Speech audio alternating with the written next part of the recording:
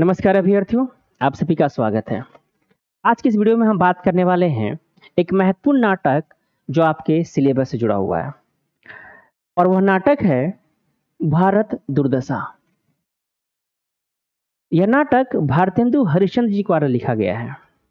यह नाटक इसलिए भी महत्वपूर्ण है कि आपको पता है कि इस नाटक के माध्यम से लेखक ने उस समय जो भारत की स्थिति थी, यानी उसकी जो समकालीनता का बोध हो रहा है, अलग-अलग प्रतीकों के माध्यम से जो पात्र के रूप में है उनका मानवीकरण करते हुए लेखक ने उस समय की वस्तु स्थिति को और अपने विचार को प्रकट किया था।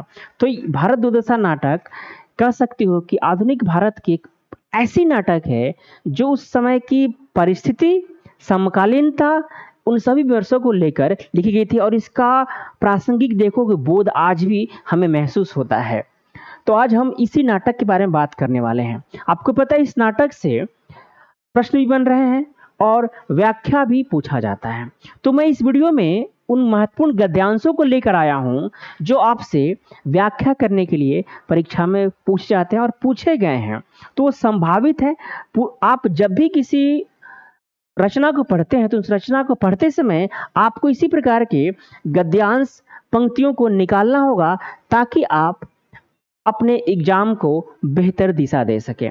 तो मैं कुछ गद्यांश यहाँ पर लाया हूँ जो इसी नाटक से उद्धृत है और यहाँ से व्याख्या पूछा भी गया या इन गद्यांशों के माध्यम से आपसे पूछा जा सकता है। पहला हमारा गद्यांश है, हाँ यही वही भूमि है जहाँ साक्षात भगवान श्री कृष्ण चंद्र के तत्व करने पर भी वीरोत्तम दुर्योधन ने कहा था सग्रम नैव दास्यामि बिना युद्धेन केशव, और आज हम उसी को देखते हैं कि शमशान हो रही है। अरे यहाँ की योग्यता, विद्या, सभ्यता, उद्योग, उदारता, धन, बल, मान, दृढ़ चित्तता, सत्य सब कहाँ गए? ये पंक्ति है जहाँ से व्याख्या पूछा जा चुका है। आप जब भारत दुर्दशा पढ़ते हो नाटक तो लावनी गीत से इस नाटक का प्रारंभ हो रहा है। इसमें आपको पता है कि सकारात्मक पात्र भी हैं और नकारात्मक पात्र भी है। भारत दुर्देव, आलस, फूट, डाल, डाह, लोभ, बहुत सारे ऐसे पात्र हैं। तो आपको क्या करना है, इस नाटक को पढ़ते समय इन ऐसी बहुत सारी पंक्तियां, गद्यांश आपको दिखाई देंगे, उनको नोट डाउन करना है और आपसे वहीं से व्याख्या पूछा जा रहा है। तो आप जब भी कोई रचना पढ़ेंगे, आप यूपीएससी के एग्जाम के उद्देश्य से पढ़ रहे हैं तो आपको इस तरह की पंक्तियों को अपने कॉपी में, अपने नोट्स में रखना है। अगली पंक्ति हमारे सामने है, मेरे आछत तुमको अपने प्राण की फिक्र, छी छी, जियोगे तो भीख मांग खाओगे, प्राण देना तो कायरों का काम है, क्या हुआ जो धनमान सब गया, एक जिंदगी हजार नियामत है। यह पंक्ति आपसे व्याख्यित रूप में पूछा जा सकता है। इस पंक्ति का प्रयोग आप भारत दुर्दशा नाटक संबंधी जो प्रश्न आएंगे वहां कर सकते हैं। भारतेंदु हरिश्चंद्र से संबंधित कोई प्रश्न आएगा वहां पर भी इसका प्रयोग कर सकते हैं। अगली पंक्ति है, महाराज वेदांत ने बड़ा ही उपकार किया है, सब हिंदू ब्रह्म हो गए, किसी को इति कवित्रता बाकी ही न रही, ज्ञानी बनकर ईश्वर से विमुख हुए, रुच हुए, अभिमानी हुए और इसी से स्नेह शून्य हो गए। जब स्नेह ही नहीं तब देशोद्धार का प्रयत्न कहा, बस जय शंकर की।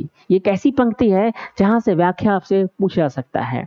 अगली पंक्ति है, संतोष ने भी बड़ा काम किया, राजा प्रजा सबको अपना चेला बना लिया, अब हिंदुओं को खाने मात्र से काम, देश से कुछ काम नहीं, राज न रहा, पेंशन ही न सही, रोजगार न रहा, सुध ही सही, वह भी नहीं तो घर ही का सही, संतोषम परम सुखम। आपको पता है कि भारतेंदु हरिश्चंद्र ने ये जो हमारी संतोष की प्रवृत्ति थी और भारत की जो स्थिति उस समय बनी हुई थी, भारत दुर्दशा का एक बहुत बड़ा कारण यह भी था कि हमारे अंदर क्या है, संतोषम परम सुखम। अब ये वृत्ति होने के कारण हम कुछ नए आविष्कार, कुछ नए खोज करने को, अर्थात जो कर्तव्य, जो काम की प्रवृत्ति वो हमारे अंदर आएगी ही नहीं। पेट भरा हो तो हम सोए रहेंगे, क्या करना है, संतोष सब ईश्वर की मोहमाया है। ईश्वर देखेंगे यदि पैदा किए हैं तो, कुत्ता भी अपना पेट पाल लेता है। तो ये मनोवृत्ति क्या है, संतोषम परम सुखम। तो ऐसी स्थिति में हम क्या होंगे, अपने कार्य के पथ पे आगे नहीं बढ़ेंगे। तो भारत की जो स्थिति थी, जो भारत दुर्दशा थी, उसके पीछे का बहुत कारण क्या था, हमारा आलस। एक बहुत बड़ा नकारात्मक पात्र है जिसका मानवीकरण करते हुए लेखक ने उपरोक्त नाटक में चीजों को दर्शाया। तो ये पंक्तियां वहीं से ली गई है, आप इसको एक बार देख सकते हैं। आपको पता है कि टेलीग्राम पे मैं आपको डेली मेंस एंसर राइटिंग का क्वेश्चन देता हूं। वहां पर मैं आपको बहुत सारी गद्यांश देता हूं। कई बार आप लोग में से कुछ लोग उसका सही उत्तर देते हैं, कुछ लोग नहीं देते। इसके पीछे का वजह है कि हम जब रचनाओं को पढ़ते हैं तो इस रूप में नहीं पढ़ते हैं कि कौन से गद्यांश कब हमसे पूछे जाएंगे। तो हमें इस बात का ध्यान रखना है पढ़ते हुए, और उन गद्यांशों को हमेशा नोट डाउन करना है। ये पंक्ति है भारतदुर्दशा से ही, फैशन ने तो बिल और टोटल के इतने गोले मारे कि अंटाधार कर दिया, और सिफारिश ने भी खूब ही छकाया, पूरब से पश्चिम और पश्चिम से पूरब तक पीछा करके खूब भगाया। तोहफे, घूस और चंदे के ऐसे बम के गोले चलाए कि बम बोल गई बाबा की चारों दिशा, धूम निकल पड़ी। जिस दिन ये पंक्ति आपसे पूछ लिया जाएगा, आप बोलोगे कहाँ से पूछा गया है व्याख्या, तो ये भारतदुर्दशा से पूछा गया है। मेरा प्रभाव जगत विदित है, कुपथ्य का मित्र और पथ्य का शत्रु मैं ही हूँ। त्रिलोक में ऐसा कौन है जिस पर मेरा प्रभुत्व नहीं। नजर, श्राप, प्रेत, टोना, तन मन, देवी देवता सब मेरे ही तो नामांतरण है। मेरी ही बदौलत ओझा, दर्शनीय, सयाने, पंडित, सिद्ध लोगों को ठगते हैं। आप जब नाटक को पढ़ेंगे तो कुछ दृश्य ऐसे हैं जो आज भी हमारे समाज की, हमारी मानसिकता की जो वस्तु स्थिति है उसको दर्शाते हुए प्रतीत होते हैं। तो इस नाटक में जो भी प्रतीक हैं, लेखक ने उन प्रतीकों का मानवीकरण करते हुए उस समय की जो वस्तु स्थिति है उसको बड़ी खूबसूरती से एक व्यंग्य के माध्यम से दिखाया है। क्योंकि वह जो समय था, उस समय में नाटक एक बहुत बड़ा माध्यम था लोगों तक अपनी बात को संप्रेषित करने के लिए, अर्थात रंगमंच का प्रयोग वो कर रहे थे लोगों के अंदर जागरण करने के लिए, ताकि लोग इस वस्तुस्थिति से समझ सके कि हमें क्या करना है। वो कहीं ना कहीं उस स्वतंत्रता संग्राम में अपनी लेखनी के माध्यम से आपके मन में ऊर्जा ला रहे थे, आपको बता रहे थे कि आपको क्या करना है और किन वस्तु के कारण हमारी ये दुर्गति हुई है। यदि आज हम जिस स्थिति में हैं, हम यदि प्रतंत्रता की वीडियो में हैं, तो इसकी वजह क्या है। फूट, डाह, लोभ, भय, उपेक्षा, स्वार्थपरता, पक्षपात, हट, शोक, अश्रु मार्जन और निर्बलता, इन 1 दर्जन दूती और दूतों को शत्रुओं की फौज में हिला मिलाकर ऐसा पंचामृत बनाया कि सारे शत्रु बिना मारे घंटा पर कहीं गरुड़ हो गए। क्या लाइन है। यानी कहीं ना कहीं लेखक ये कहना चाहता है कि आज हम जिस स्थिति में हैं, जिस प्रतंत्रता की बीड़ियों में हैं, तो उसकी एक बहुत बड़ी जो वजह है हम स्वयं हैं। हमारे अंदर इतने सारे दुर्गुणों का भंडार है कि हमारे अंदर शत्रु खुद बैठा हुआ है। हम तो शत्रु का क्या कर रहे हैं, सहायता कर रहे हैं। धनवंतरी और काशीराज दिवदास का अब समय नहीं है, और न सुश्रुत वाग्भट चरक ही हैं। वैदगी अब केवल जीविका के हेतु बची है। काल के बल से औषधो गुणों और लोगों की प्रकृति में भी भेद पड़ गया है। यह भी पंक्ति कितना सत्य प्रतीत होता है कि आज का जो हमारा दौर है, हम केवल अतीत की बसाहट से खुद को केवल गौरवान्वित करें और वर्तमान पे काम न करें, अपने भविष्य की चिंता न करें, तो फिर कैसे होगा।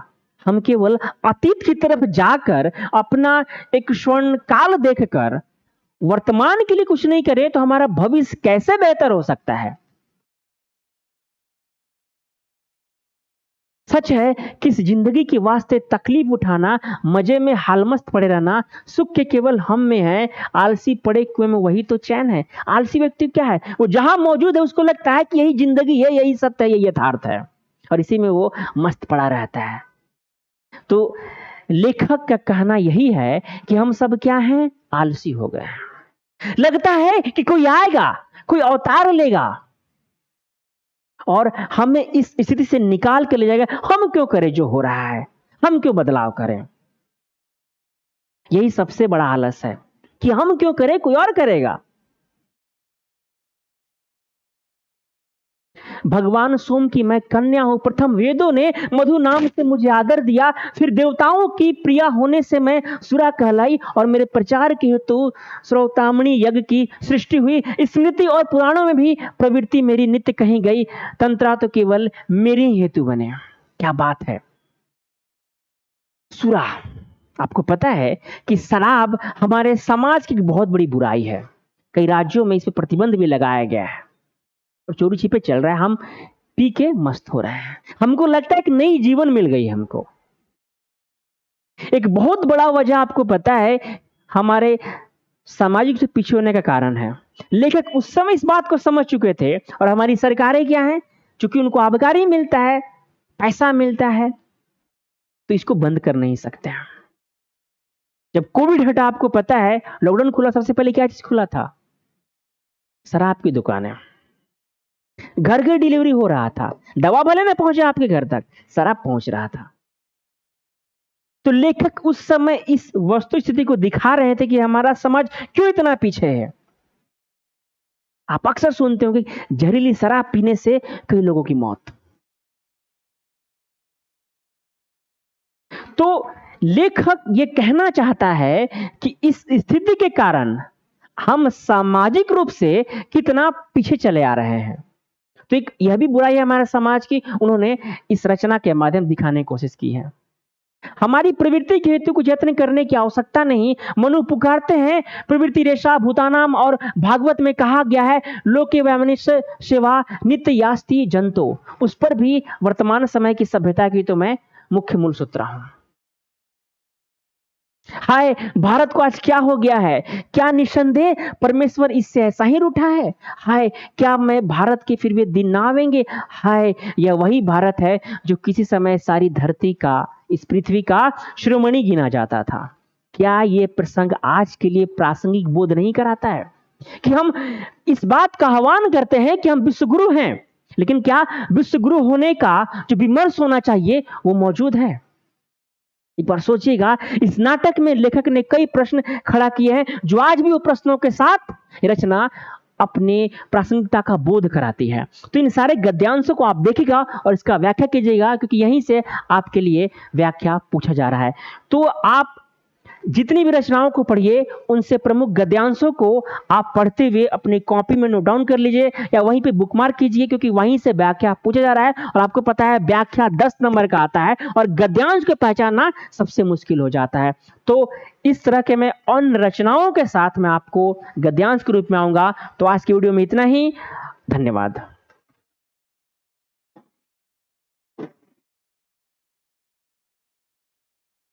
आज के वीडियो में इतना ही।